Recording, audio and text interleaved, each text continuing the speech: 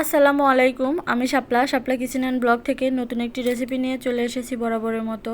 আশা করছি আজকের রেসিপিটি ভালো লাগবে আপনাদের। ভালো লাগলে প্লিজ ভিডিওতে একটা লাইক দিয়ে ভিডিওটি দেখা আজকে কন্টিনিউ আমি করুন। দেখাবো কিভাবে 10 মিনিটে কম সময়ে খিচুড়ি রান্না করতে পারেন।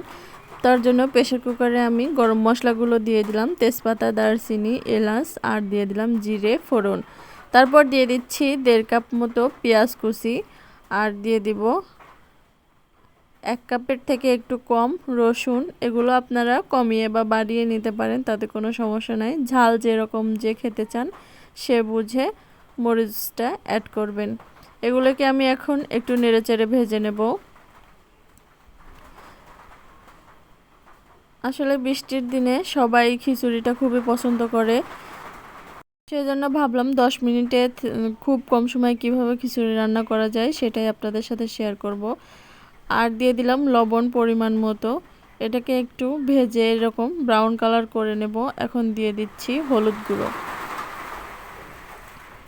হলুদ গুঁড়ো দিয়ে একটু নেড়েচেড়ে ভেজে নিয়ে তারপরে আমি আগে থেকে ধুয়ে চালটা আমি আধা ঘন্টা খানিক ভিজিয়ে রেখেছিলাম। আমার এখানে চাল ডাল মিলে মোট 1/2 কেজি আছে। আমি এখানে চালটা অর্ধেক আর ডাল অর্ধেক ব্যবহার করেছি, 3 ধরনের ডাল ব্যবহার করেছি। আপনারা চাইলে যে কোনো এক ধরনের ডাল দিয়েও এই খিচুড়িটা রান্না করতে পারেন। চালটাকে আমি 5 থেকে 6 মিনিট ভেজে নিলাম। তারপর দিয়ে দিচ্ছি পরিমাণ মতো পানি।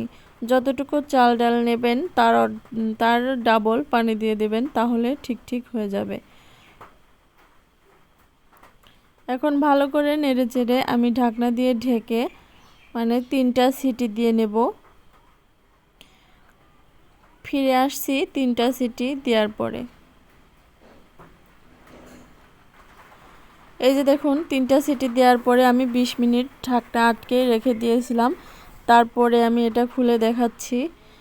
দেখুন এটা কতটা ঝরঝরে হয়েছে। এখন দেখতে একটু হালকা নরম নরম লাগবে, কিন্তু যখন এটা পরিবেশন করে দেবেন ঠান্ডা হয়ে যাবে, তখন কিন্তু এটা একেবারেই ঝরঝরে হয়ে যাবে।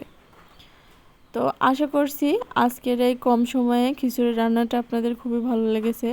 যদি ভালো লাগে অবশ্যই লাইক, কমেন্ট এবং শেয়ার করে দেবেন। এটা কিন্তু ভীষণই মজা হয়েছিল। আপনারাও বাসায় এমন করে ট্রাই করে দেখতে পারেন। খুব কম সময়ে হাতে সময় না থাকলে এভাবে রান্না করে নিতে পারেন। এটা খেতে কিন্তু ভীষণই মজা হয়। আমি এটা পরিবেশন করে দেখিয়ে দিচ্ছি। এটা এখন গরম আছে, যখন ঠান্ডা হয়ে যাবে এটা কিন্তু একেবারে ঝরঝরে হয়ে যাবে। প্রেসার কুকারে ভাত রান্না করলে একটু পরেই কিন্তু অনেকটাই ঝরঝরে হয়ে যায়। আর প্রথম দিকে একটু নরম নরমই রান্না করবেন, আর পরে কিন্তু এটা অনেক শক্ত হয়ে যায়। তো আমি লেবু আর একটু ঝুরি আচার দিয়ে পরিবেশন করছি আমের। এই আমের ঝুরি আচারের রেসিপিটা আমার চ্যানেলে দেওয়া আছে, আপনারা চাইলে দেখে আসতে পারেন। আর আমার চ্যানেলে যারা নতুন ভিজিট করেছেন এখনও চ্যানেলটাকে সাবস্ক্রাইব করেননি, তারা প্লিজ আমার চ্যানেলটাকে সাবস্ক্রাইব করে পাশে থাকা বেল বাটনটি অন করে দেবেন। পরবর্তীতে ভিডিও আপলোড করলে নোটিফিকেশন আপনাদের কাছে পৌঁছে যাবে। তো আজকের মতো এখানে বিদায় নিচ্ছি। চলে আসবো অন্য কোনো দিন অন্য কোনো রেসিপি নিয়ে। ততক্ষণ সবাই ভালো থাকবেন। আল্লাহ হাফেজ।